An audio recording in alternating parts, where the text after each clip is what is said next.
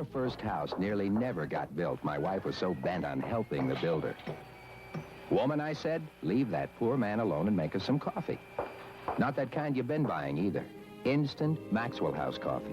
Red jar, good to the last drop. Maxwell House. The instant that tastes like coffee. Be a good little Maxwell housewife, and we'll be happy here for a long time. Maxwell House coffee.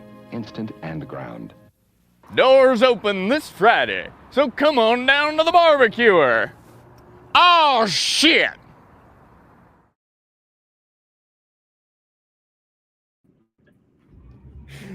I love the barbecuer. Oh, it's amazing. Yeah. Fuck yes. The like strong, thick, oh shit accent. So Sean graduated from high school last Friday. He officially finished. He's done. And so my mom had sent me a text and was asking, because apparently in the fall he's gonna like go to a trade school or something.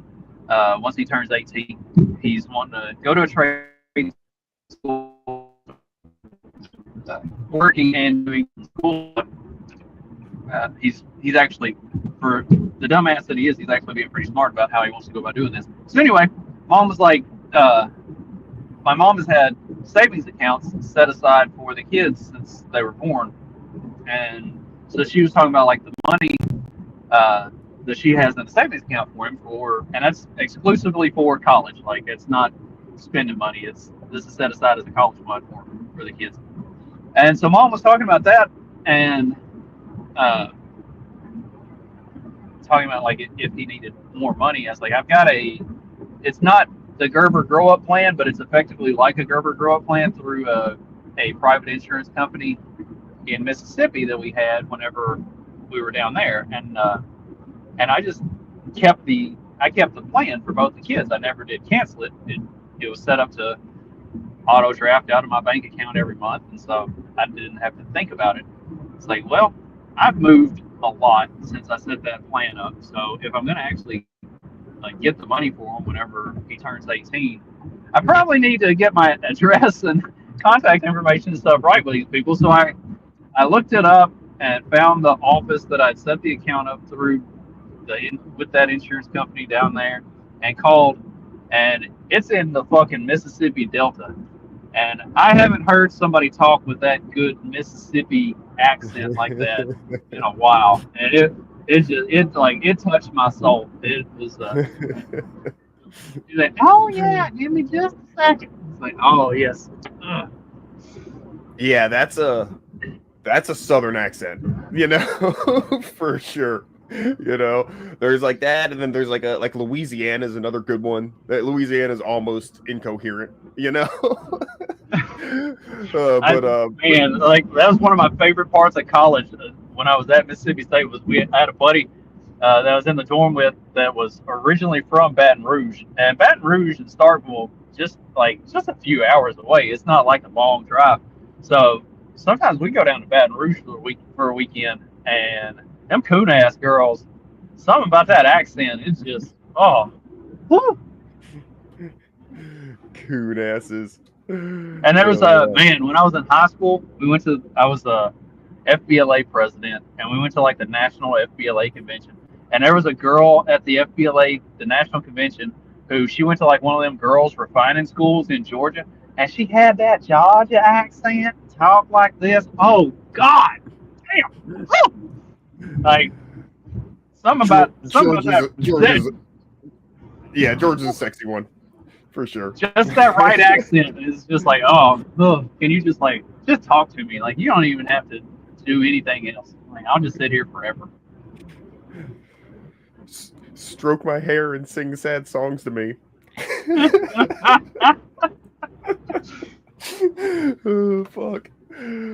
Yes, sir. Well, and it's really funny because and I've talked about this with other people. Like, I live in Indiana, but this is the part of Indiana that thinks it was part of the Confederacy. Like, you can't convince them otherwise. And it was really funny. Like, when her grandmother was still alive, Stephanie talks like she's from Louisville all the time, unless she would call her grandmother. And as soon as she would call her grandmother, then she'd get real country all of a sudden. It's like, and I pointed it out to her one time. I was like, why do you get like real country whenever you talk to your grandma? I was like, you sound like me when you talk to your grandma. She's like, no, I don't. I was like, yes, you do. Like, I'm gonna record you next time that you call your grandma, just so you can hear how country you get. It's like, it's kind of sexy. I'm not gonna lie. So Now she doesn't do it's it at all. kind of Grandma did. one of our alleged co-hosts, who we never see anymore. When I first met him and his wife, I noticed his wife had an extremely southern accent, but she's from the north. You know, they recently moved to the south there, and I was like, why? Like, did you just pick that up that quickly, or what? And she works for, like, they do like hearing aids, I guess, something like that, like a ear doctor, a hearing doctor. And she's like, no, you have to adopt the accent of the region you live in, so that the people who are hard of hearing can understand you.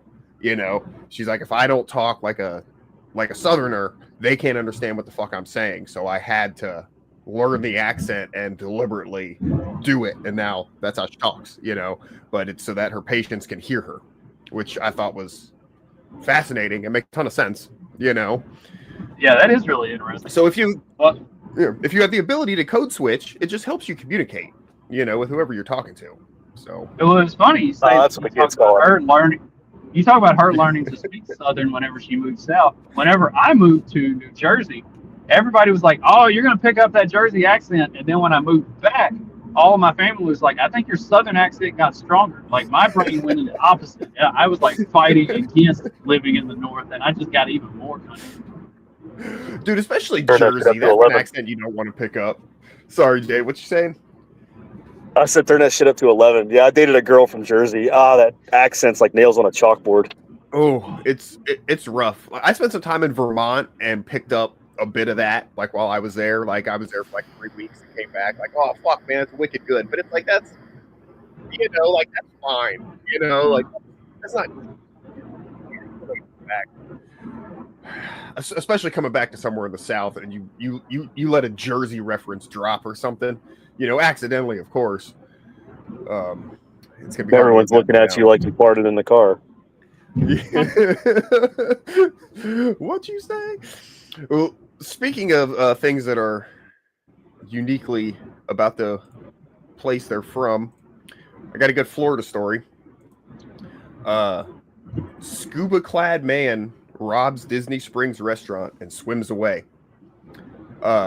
We don't have video or anything, but basically this dude, the restaurant had closed and there was still staff there, you know, and they're counting dough and shit. And this guy swims up in a wetsuit and everything, which is unnecessary here, and especially seems encumbersome to the robbery. But he got away, so whatever. Takes off his wetsuit, goes inside. He didn't have a weapon or anything, but he robbed the store. They said like or the restaurant, $10,000 to $20,000 in cash. It's Disney Springs. They take in some fucking money. And then he didn't have a weapon. How you gonna let him rob you? This is Florida. Like, y'all should have all beat him to like death the with DB spatulas or something. But it's Disney, so, you know. Is this like the DB Cooper of Disney? Dude, it might be. And then he jumps back in and scubas away. And they, as far as I know, they haven't caught him yet. Isn't that, like, amazing? A modern DB Cooper. Yeah. More power to him, I guess. Yeah. If you're gonna do it, be memorable. Like, yeah, man. Well, it's a great, like, you can't. Okay, again, I know I keep saying this, but it's fucking Disney Springs. It's a really weird place. yeah, rob us, you know, Steve. Yeah, like, you can't get away in a car. You know, there's nowhere to, like, you're in Orlando, like, sort of Orlando there. Like, everything's on film. You know, like, it's all interstates. You leave there and you're just on interstates, you know, or big roads like that. Like, there's no side streets, there's no nothing. Like, it's not really, there really is no getaway, you know. Yeah, you're not going to bring in a helicopter or some shit either. But yeah, dude, scubaing in and out is pretty clever and ballsy. I love it. I'm imagining like the artist sketch. It's like, what did he look like? He looked like Depth Charge from G.I. Joe. got the mask on and shit. Sketch. Speaking of ballsy, we had I had a guy that sent me a text the other day. Well, like one of the guys that I work with, he's in a different department, and he sent me a text. He said, "Did we have some stuff stolen?" I was like, "What do you mean?" He said, "There was a police report that went out that like we had some stuff stolen," and he sent me a screenshot of the report. And I was like, "Oh yeah, that was earlier in the week." Some dude pulled up to the plant with a fake liquor license, driving a fucking semi, and went and grabbed a trailer and just drove off with it. Like stole a whole full trailer full of alcohol. It was like, I think they said it's like $68,000 worth of booze, because it's, I mean, you know, a full trailer. It's got like, you know, full pallets and stuff of a little bit of everything. But yeah, dude just like showed up with a fake liquor license, and I don't know how he had gotten like a pickup number and showed up, showed him the liquor license, went, like they tell you where the trailer is located whenever you give them your pickup number. So he went, hooked up to the trailer and just drove off with it. And then I guess like later that day, the person who was actually supposed to pick up that trailer showed up, and obviously it's already gone. So like, dude, that's fucking awesome. Fucking like, you know, balls. That isn't cool, but that's you know, if it happens, I want to hear about it. Yeah, that's like cool. I ain't even mad. Like, yeah, I mean, it's good, dude. I read this book. It's called Social Engineering, but it's written by like pen testers, and like red team guys. You know, the guys who actually test security for like big companies. You know, and he's talking about a lot of this. He's like, yeah, man. You know, we got jumpsuits, and we got a fake company, you know, like logo for a pest control company, and put on the backpacks and this and that. And, you know, we just show up and we pick spiders because people hate spiders more than anything. And we said, yeah, there's a spider infestation. We got to go in and spray, and, you know, manage to talk their way into these big corporations, and, you know, go take photos of hard drives and access the server room and all this shit, you know, because they're pretending to be the pest control company, you know. And that's cool, because that's also not an act. That's the company's paying them to do that, you know. So it's like, oh, cool, there's no crime being committed, so it's extra fun. But you know, I always thought that'd be like a really cool job, because, like, you know, like, test security systems. Yeah, like, you know, like, okay, like, you know, I might have done some things in my younger years, you know, gone places I shouldn't have been, you know, and it is a fucking thrill, dude. It's so much fucking fun, but I don't want to commit crimes. Like, I don't want to rob people and shit, you know, so it's like, you get to do that, but not actually be like, you know, a bad guy, you know, or right. It'd be better if you could be a professional. Then you're like doing all that shit, but it's for a purpose, so that they can learn. Yeah. And you don't actually have to, you know, it's like you get a lot of it's like spy type shit, because, you got to try to, they want to see if, you know, their documents or their computers are accessible. So, you know, you got to go in and do certain things. So it's like, but it's like, oh, I don't have to worry about taking a cyanide pill if I get caught, you know, or like, same thing. I don't have to worry about spending time in prison if I get caught, you know, robbing this place, you know, like, how fucking, I'm getting paid to do this. How fucking cool, you know? Have you ever seen the guy? I've seen like shorts of him. Like, he just like basically breaks every Amazon lock and pisses them off because he keeps showing their security features suck. With like a lot of their, he's like a lock picker. On what, the lockers, their pickup lockers? That's well, yeah, some of those, yeah. Yeah, I don't know the guy's name. He just pops up every now and then in my feed. Yeah, and even like Master Lock gets upset at all the lock picking guys on YouTube and stuff, because, you know, you just show, you know, how to get in their stuff, or how easy it is, you know, a lot of times. Yeah. Have you guys ever seen like the guys who go into arcades and like they know all like the hacks, like how the machines work? So like, yeah, you push this button 7 times and that button 4 times and this button 3 times, and then it just spits out tickets, or, you know, whatever. It goes into maintenance mode, and then you can just use the claw, like, without putting money in it, you know, like, oh, it's in maintenance mode, and then you can just use it, you know. They get escorted out like it's a fucking casino. It's pretty funny. Like 3 security guys. Sir, you need to come with us, please. They're break their legs. You got some Chuck E. Cheese rat in the back with a baseball bat. You think them tickets are free, motherfucker? Bam, bam, bam. I got little rats to feed. Taking money out of their little rat mouths. And of course, he sounds like Joe Pesci. Yeah, exactly. I'm not going to be offensive to Italians and try to do that accent. They are out mowing the sides of the road. This is the first time I've ever seen it. The guy had the bush hog shut off, had the arms raised up, and was actually like pulling stuff out from underneath it. Like, I wondered about that because, like, you know, there's so much trash and shit on the side of the road. Usually you just, like, especially if you're driving down the road with your windows down while they're out mowing, and you just hear like, and they just keep going like they didn't just hit a fucking car that was buried underneath all the grass or something. That dude was actually like out there pulling shit out from underneath it, and he must have hit something fucking big, or he actually like gives a fuck about his equipment and taking care of it. They had the ones they came by here not too long ago. The ones that like it's like a bush hog on an arm, but you can cut trees down with it. Oh, they've been doing that. Yeah, those are badass. Yeah, it's on the articulating fucking arm thing. Yeah, those are pretty cool. When I first got the property here, and I was clearing it out, I found a slab that I didn't know was there when I bought the property, and an old septic system. I'm like, oh, there used to be a mobile home here or something at some point, and I found where the electrical service must have come in because there was this 1-inch metal EMT pipe that was just twisted in a fucking knot, dude, and then the end was like sliced off, and I was like, oh, some poor fucker hit this with their bush hog when they were out here bush hogging this property, and I bet you was cursing. But what I found kind of interesting is I haven't really personally operated a bush hog or maintained one, but I guess the way the blades are there, the blade itself is on a swivel where, like, your lawnmower, it's a fixed blade that rotates, so when you hit something, it tangles, it stops things. But I guess with the bush hog, it being on a swivel, it can take a bit more, it can hit more shit and not fuck it up as badly or entangle it as much. I'm sure you still have to clean that bitch out, and I'm sure you could hit something that would really make a mess of it down there. I'd have to imagine like a rope or a cable or something especially would be hard to not get tangled. Yeah, I'm trying to think of what.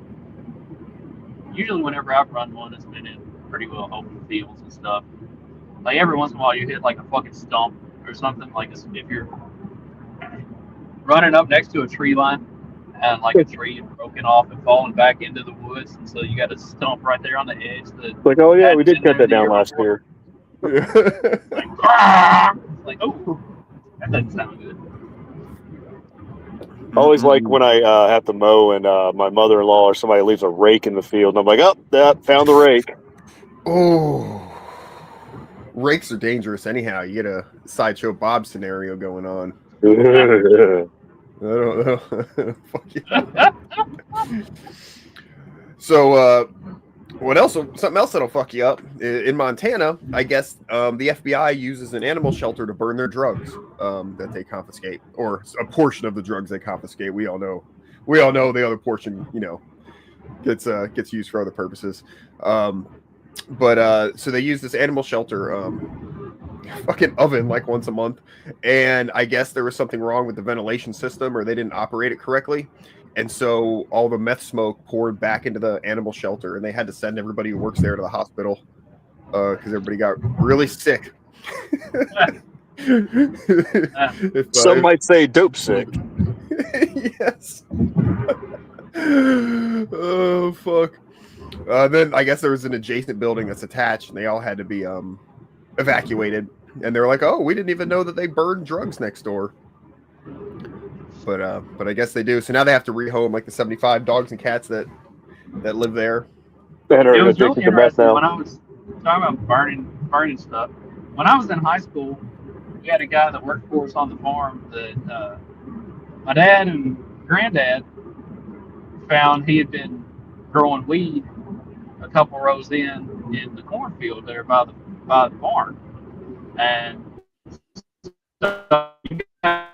so they pulled it all up and they burned it. Like, yeah, y'all burned it. Because my granddad was a former sheriff, But my dad was a former pothead, so I was like, I'm sure there was some feeling of conflict on pulling this stuff up and burning it. Dad is no longer a former pothead, though. Oh, nice, good for him. Yeah, Once no you get to longer a certain former. Yeah, it's been, especially since like medical's been legal in Florida. It's just like, dude, old people just burn, dude. It's nuts, dude. It's just like, fuck it.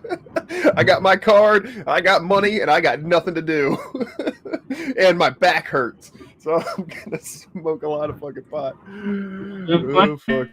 funny bless thing is that because I've like mom overshares. She gives way too much information. Like mom's pot dealer is the same guy my brother gets pot from. But my brother decided to stop smoking pot about the time that my parents decided they're old enough. They're just going to start smoking again whenever they want to.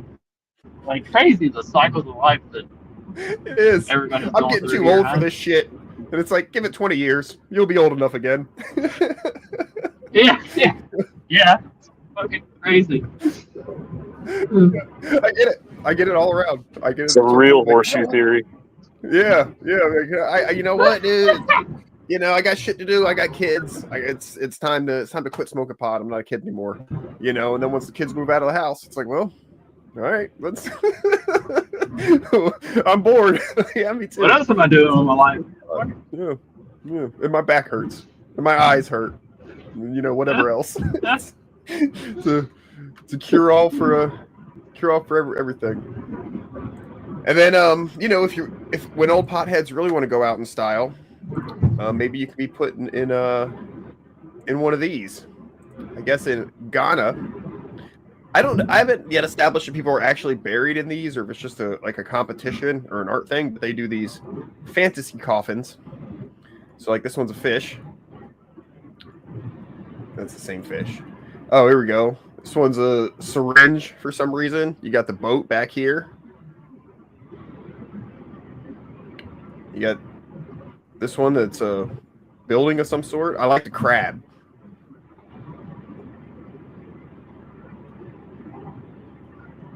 I mean, it looks like they're at least carrying it. It's like actual coffin sized. The peacock looks small. That must be an infant coffin. Oh, that's fun. And then you got hey man, they got to be buried in something too. Haven't you ever seen My Girl? Yes. Well, when I watched that recently, there's a scene in the beginning where she's like, "Oh, what's that little coffin for? Is that for a kid?" And they're like, "No, kids don't die, honey." And then knowing how it ends, I'm like, "Oh my god, that's the coffin that the dude's gonna be in." Yeah. You know, and then I was like, how fun "Oh is fuck, that? that's like a whole thing." Yeah, I know. Like, oh shit, that's of course you don't know that the first time you watch it. The lion's kind of cool. And then I don't know. I mean, lowered into his grave. Yeah, they bury people in these fuckers. The airplane seems. Talking about My Girl, me and Katie the watched My airplane there Girl seems like years ago. cool if the guy was Yeah. into airplanes, or really dark if he died in airplanes. Okay, I'm sorry. Now go ahead. Is it like About a year ago or dark? so, Katie and I watched My Girl, and Stephanie had been watching something else in the bedroom, and it comes walking in, and both me and Katie are sitting on the couches, like bawling our eyes out. She's like, "Nope, not having anything to do with that." Turned around and walked right back to the bedroom. Come watch this movie with us. Yeah, that's fair. I hadn't seen it since it was newer and I was young, so I was like, well, I should probably watch it as an adult. Because I don't remember any of the. It's a little different. I I can't watch Box and the Hound. Like I straight up cannot watch the Box and the Hound. I get like 15 minutes into it and I'm already crying because I know how it's going to end and what's going to happen. And the kids are like making fun of me. I'm like, fuck you, fuck both of you. Like y'all can watch this. I'm leaving the room. That's what happened to me when we tried to watch we watched Charlotte's Web relatively recently. I hadn't seen it forever, and at different stages in the movie, I'd remember things that happened later in the movie that I'd forgotten about, and that would make me preemptively sad. I'm like, oh my god, I just remembered that she dies. And then I'm like, oh, but she has babies. It's okay. And I'm like, wait, but the babies leave him. Like, know, it's so sad. I told you guys, like, one of the biggest fights me and my wife, if not the biggest fight we ever had, was because she made me watch Marley and Me. Have I seen that one? This one with Owen Wilson and the chick from Burns. I have deliberately not it, and I know that I don't want to see it. Well, in my wife's naivety, she was like, I was pissed off. I was like, I don't want to watch this. She's like, well, let's watch a movie. I want to watch this. I was like, all right, fuck it. We end up watching it. End of the movie, you know, I'm all upset. I'll go and I'm walking. She's like, what's wrong? I was like, she's like, I didn't know the dog was going to die. I was like, it's a fucking movie about the dog. Of course he's going to die. And then I slammed the door and left the room. I'm going to go in my room and listen to The Cure. Yeah. Robert Smith gets me. Sean and I watched For Love of the Game, which is one of the That's a tough one, too. baseball movie where he's like when it gets to the end, because it's if you enjoy kind of a romantic comedy type of a movie and also a really just strong baseball movie, like because it follows him through his life and his career and it's as he pitches his final game ever, and it's told through flashbacks between innings. Yeah, and so we get to the end of the movie, and I'm just sitting there crying, and Sean's like, "What are you crying for?" I was like, "You've never played baseball. Shut the fuck up." Like, you don't get it. What's wild is that was directed by Sam Raimi too. Like, that's not like any of his other movies. Yeah, yeah, it was really good. Yeah, the horror Spider-Man guy makes a movie that makes old high school jocks cry. Yeah. And it's funny because like anybody that's seen the movie and like especially if you were into baseball, they're like everybody has the same reaction, and then anybody that's like wasn't a baseball player is like, what? Why would that make you cry? It's like, see, you just don't get it. That could be like our litmus test for like whenever society collapses and we're trying to figure out who's one of us. Just be like, how'd you feel when you watched For Love of the Game? So, what kind of American are you? Yeah, what kind of American are you? How For Love of the Game make you feel? We only want baseball Americans around these parts, no basketball Americans. Oh, basketball Americans. There you go. That's what we're gonna start using instead of inner city youth. We'll start calling them basketball Americans. I heard Red Lobster Americans recently, and I like that one too. I like the one when they were trying to because like South Beach Spring Break is now, Dag. How the demos have shifted, and they were using, what was it, last year or the year before they were shutting it down? They were Spring Break party goers was their go-to. Oh, nice. Oh, shit. Well, I love it when new phrases catch on. It always sucks when you have a great idea and nobody wants to hear it. Is using the special new room for having a shit. I've just had a shit in there, and it's obvious no one else has, because the date on the wiping newspaper is still the same date as when the water closet was originally installed. What is the problem? I don't see the point of it. Why do we have to go to a whole special room just to do a shit? What's wrong with just in a pot and throwing it out the window? Yeah, and what happens when you want to do a shit and you go to the special room for doing a shit and someone's in there already? Well, you just have to wait. Wait to do a shit? How is this a step forward? We were all perfectly happy doing our turds in pots and then hurling them out the window. But imagine if everyone did that. I don't have to imagine if everyone did that. Everyone does do that. What's good is that when you finish, you pull the handle and the shit just goes forever. You don't have to worry about it. I don't worry about it when I chuck it out the window. No, it's better because now it's not just piled up on the road. It's in the river. Where the poor people go to wash. Yes, but you're missing the point. There, we have a nice, tidy house. Not really. There's still everywhere. But you're supposed to put in there as well. We're supposed to go in there whenever we want to, like every time. How do you in there anyway? You're supposed to go in there and take your trousers off and sit down, because what's going to happen? Ooh, the world might end if I get piss on my trousers. That's basically all they're for, isn't it? Soak up the... You just think everything modern is good, don't you? You were the same with not rounding up women who were good at herbal remedies and drowning them. Oh, that was creepy. Oh, let's not drown the women and let's all go in a special room for... What kind of future are you imagining? One full of witches and no... In what single way would that be better?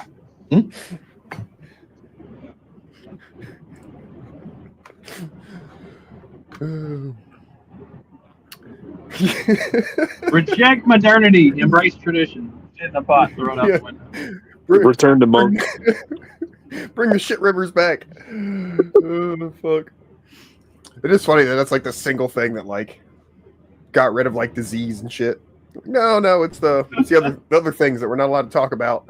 Like, no, I think a big part of it was just not shitting in the streets. And yet here we are. Have problems with that. That's what they do. And here we are in 2025, and India still exists. They must be immune to like everything naturally. I mean, it's you evolve in the area that you live, so it's. Well, it's like you got to put your it's like the player creation screen on in a RPG. You got to put your points into something. So being able to survive all that stuff, they couldn't put any points into not scamming or upper body strength. Yeah, upper body strength. Yeah. I'm immune to malaria, but I get tired. So it's you get the trade-offs. Oh, shit. When you guys do a player creation on some sort of game, and I'm sure it varies depending on the game and this and that, but are you one, like, do you put a lot of points into one or two, like, things, or are you, like, a little more even across the board to start kind of guy? I'm an even across the board kind of start kind of guy. I can't really help myself. But you guys know my personality type. That's how I'm going to be anyhow. We're going to have a little bit of everything. Good. Depending on the type of game, I usually go pretty even, but I'll usually scale down strength and scale up intelligence. Because I kind of feel like in most games, there's good opportunity to build your character's strength. Behind on that, kind of be behind on that. So I try to.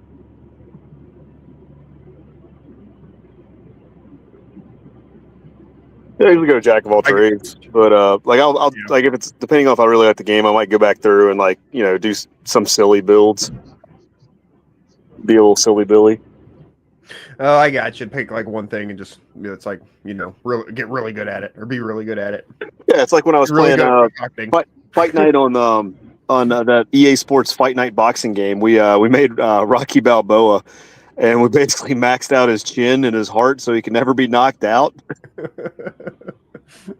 It's the Homer Simpson. Yeah, fighting Frederick Tatum. I watched that episode the other day, and dude, it's one of my favorite things ever is, when they're walking in and Frederick Tatum comes in, he's got the cool music, blah, blah, blah, and I don't remember what the song is, but then Homer comes out and his song is, "Why can't we be friends? Why can't we be friends?" His boxing entrance song. It's the fucking funniest goddamn thing. Doesn't he just fight like homeless people all the way up till that fight? Like it's like boxcar or something, or yeah, he's literally and he's literally fighting for his dinner. Yeah, he's literally fighting bums. Yeah. Yeah, the boxcar Fred, and then, they're all.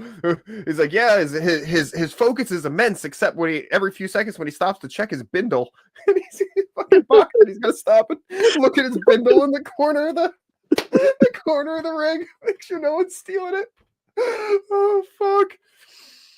Oh, it's so good. I miss wholesome homeless people, from back in the day when they were, they were just bums who, a little crazy, never really got it together, down on their luck. Yeah, they adhered to the hobo code. Yeah. Yeah.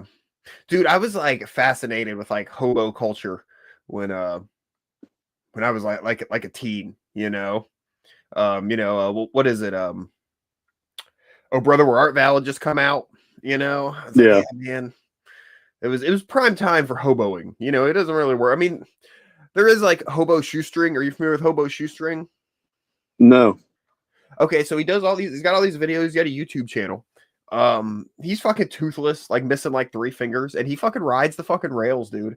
And he makes like videos about it and like how to do it and what kind of cars you want to get on, and you know, it's ducking security, and you know, there are still like routes and like hubs. Like oh yeah, you know, outside of this train yard, usually the trains slow down and you can get off, and then you know you want to get on this train, so it's gonna take you here, and I'm trying to avoid this blizzard, so I'm trying to head, you know, west or east or whatever, you know.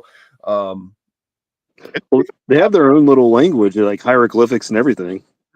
Yeah, they put it on the post out in front of the house to let you know if the person was hobo friendly, like if it was a farm who would, you know, give you money for work or food for work, or if they cheat you, you know, if they do work and then not let you do work and then not pay you, shit like that. If they had hot daughters or not, I don't know. Probably. I don't think a farmer's going to put that out there. Yeah, well, the hobos would do it too. The hobos. Oh, true. You know, yeah, the farmer's not going to put out there that he's a fucking, you know, he's a scammer either.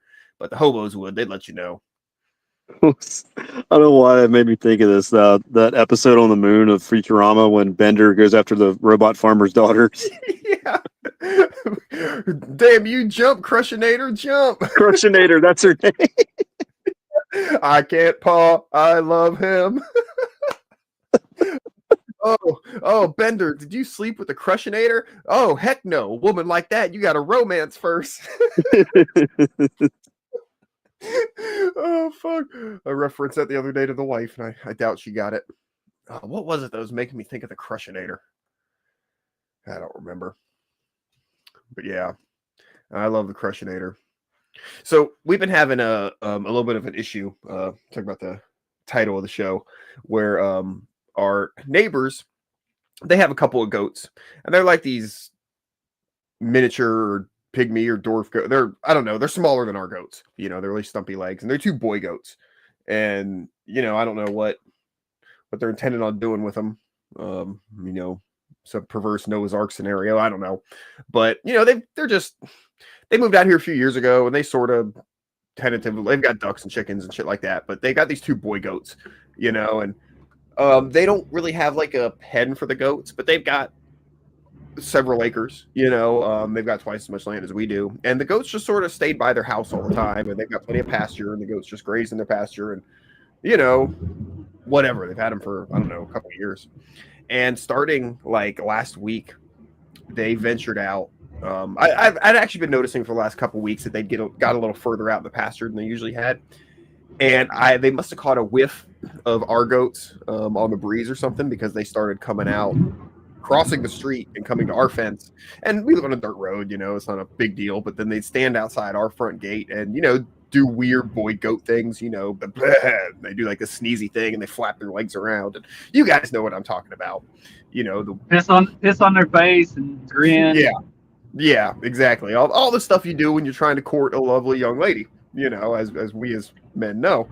So, you know, they've been doing that, and then of course everybody's texting me, all the neighbors, your goats are out, your goats are out. No, it's not my goats. My goats are securely in my property, you know.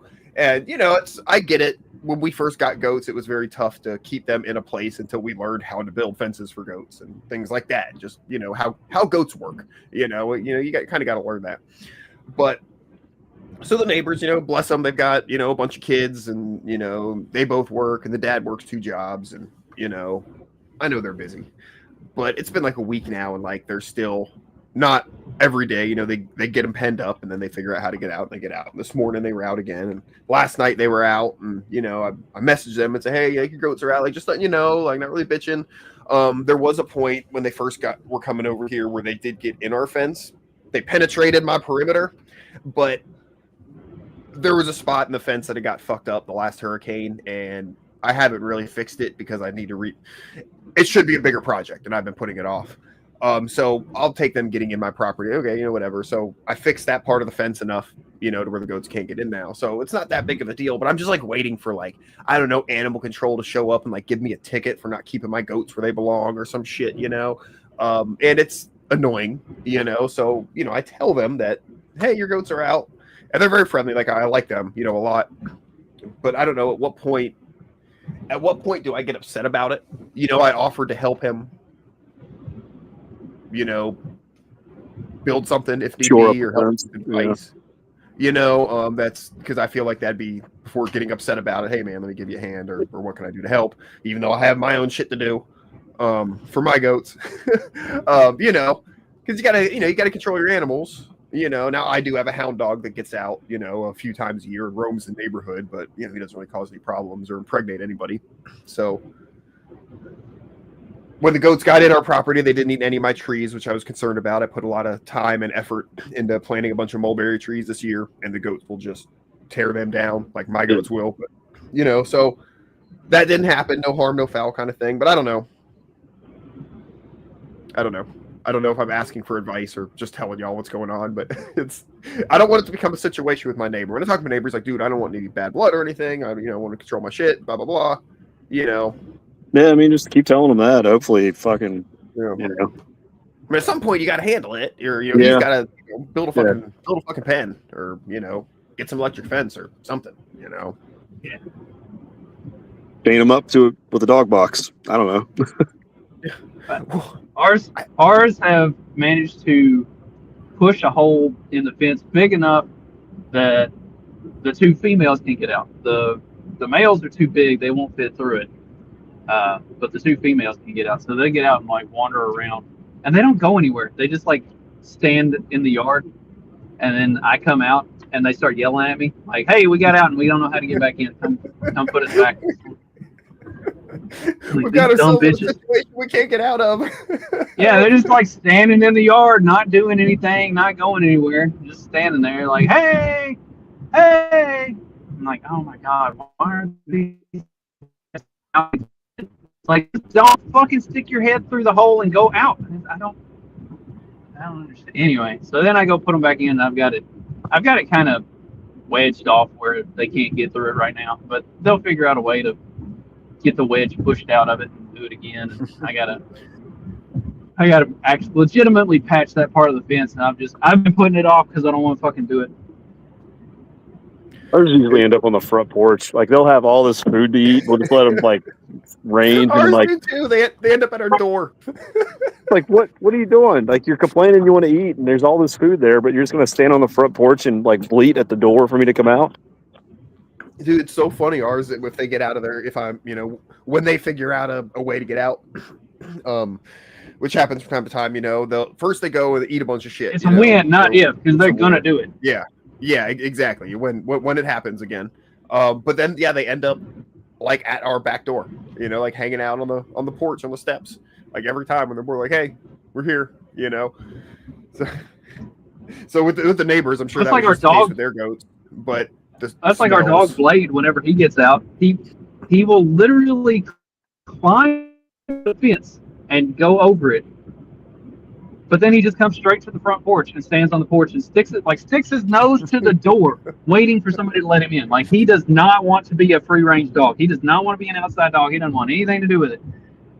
And every time he gets free door,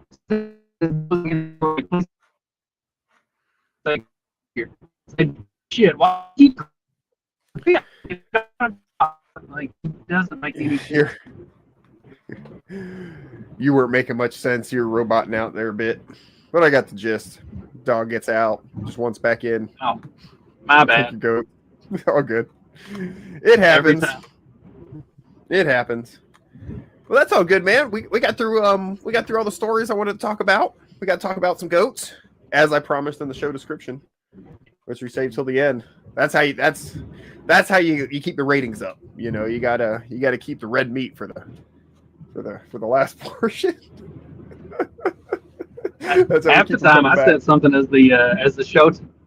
Half the time I said something as the show title, and then we literally never talk about it for the whole time. I leave everybody wondering what was the deal with that. Yeah.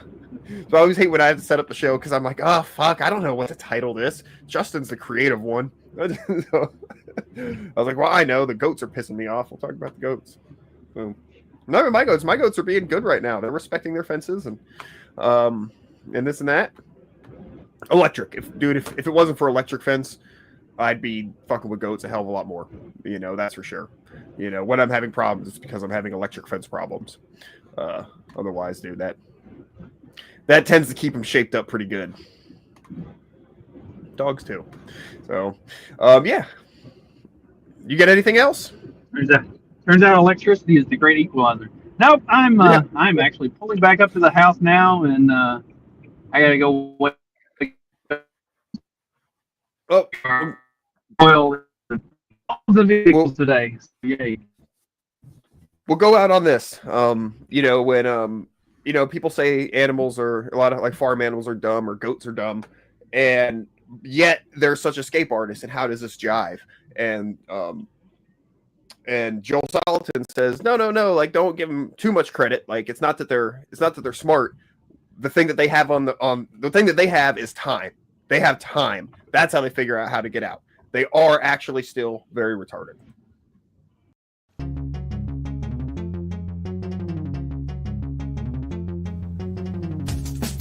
Because democracy basically means